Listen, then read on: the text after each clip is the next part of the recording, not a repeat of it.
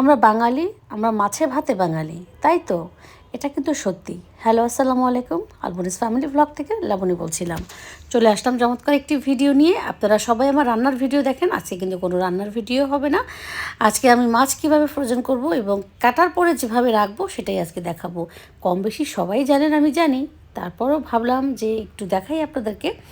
আর আমি কিন্তু মাছ সবসময় এভাবে লম্বা করেই কাটি। আর যেহেতু এটা 1 কেজি প্লাস ছিল, তারপরে আমি এভাবেই কেটেছি। আর অনেক সময় যখন আরও একটু মোটা হয় মাছ, তখন কিন্তু মাঝখান থেকে একটা পিস করে তারপরে আলাদা করে কিন্তু গাদার মাছ বা পেটিটা বের করে ফেলি। তো এভাবেই আমি মানে মূলত কাটতে পছন্দ করি। আর আগে থেকে কিন্তু আমি আঁশ-টাশ কিছুই করিনি, এখানে দেখাইনি। আঁশ দেখাতে গেলে আসলে একটু টাইমের ব্যাপার ছিল। সুন্দর করে কেটে আমি কিন্তু মাছ এখন ধুয়ে নিব, তারপর একটা বক্সে রেখে দিব।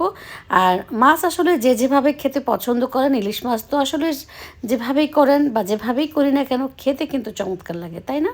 যেমন আমার কাছে ভালো লাগে মিষ্টি কুমড়া দিয়ে রান্না করতে। যেমন কালকে মিষ্টি কুমড়া দিয়ে রান্না করব, তাই খুব পাকা একটা মিষ্টি কুমড়া কিন্তু আজকে আমি নিয়ে আসছি দুপুরবেলা।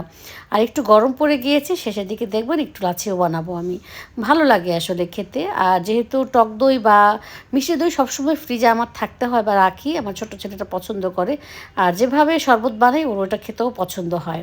আর যেহেতু সামনে রোজা আসছে, তাই হয়তো বা আমি একটু ওর জন্য আলাদাভাবেই অনেক কিছুই আমি আগে থেকে রেডি করে রাখবো। তো যাই হোক, আমি কিন্তু একটা মাছ আগে কেটে নিলাম। আমি দুটো এনেছিলাম, একটা কেটে আমি একটু রেখে দিব, আর একটা আস্ত এভাবে রেখে দিয়েছি। আর আজকে প্রচুর মাছের বাজার করেছি আমি। সত্যি কথা বলতে কি, মানে আমার যেহেতু রোজার মধ্যে এত মাছ খাওয়া হবে না, তারপরেও করেছি কি, মানে এই মাছ সেই মাছ আমার বাসায় অনেক সময় আমি সব মাছই খাই, কিন্তু শাশুড়ি আম্মা অনেক সময় দেখা যায় যে অনেক মাছই খায় না, তাই রোজার মধ্যে তেমন খেতে পারে না। তাই তার ইলিশ মাছটা যেহেতু পছন্দ, ইলিশ মাছ, কই মাছ, এই জাতীয় জিনিসগুলো, তারপর হচ্ছে রয়না মাছ, এগুলো আনা হয়েছে তার জন্য। আর আমি তো সব মাছই খাই, তাই অন্যান্য আইটেম আমার জন্য এনেছি। এখন সুন্দর করে ধুয়ে কিন্তু আমি বক্সের মধ্যে করে রেখে দিব।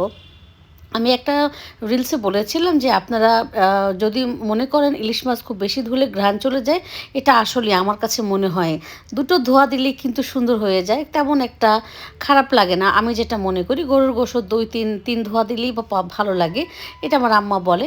আর এরকম সুন্দর একটা সাদা বক্সে আমি রেখে দিচ্ছি। বক্স যেমন তেমনই হতে পারে, কোনো সমস্যা নেই, কিন্তু ওই যে আমার কাছে ভালো লাগে সাদা জিনিস, সাদা দেখতে পছন্দ হয়। আর মাছ জাতীয় জিনিস আমি এমনিতেই বক্সে রাখতে খুব পছন্দ করি। আর দেখেন মাছের ইয়েটা কিন্তু অনেক বড় হয়েছে। আর এই যে হাবিজাবিগুলো আছে, ওগুলো দিয়ে ঢেকে সুন্দর মতো আমি দিয়ে দিলাম, এখন রেখে দিব। আর এই তো দুপুর হয়েছে, খালাকে বললাম খালা সব কিছু বের করেন, একটুখানি লাচ্ছি বানাই। বাস সুন্দর মতো করে বানিয়ে নিলাম মজাদার লাচ্ছি। সত্যি কথা আমার ছেলের খুবই পছন্দ, কি বলবো, আর আমার শাশুড়িরও পছন্দ। আর যেহেতু গরমকাল চলেই আসছে, এখন থেকে সব সময় খাওয়া হবে। আপনারা যদি খেয়ে থাকেন অবশ্যই জানাবেন। আল্লাহ হাফেজ।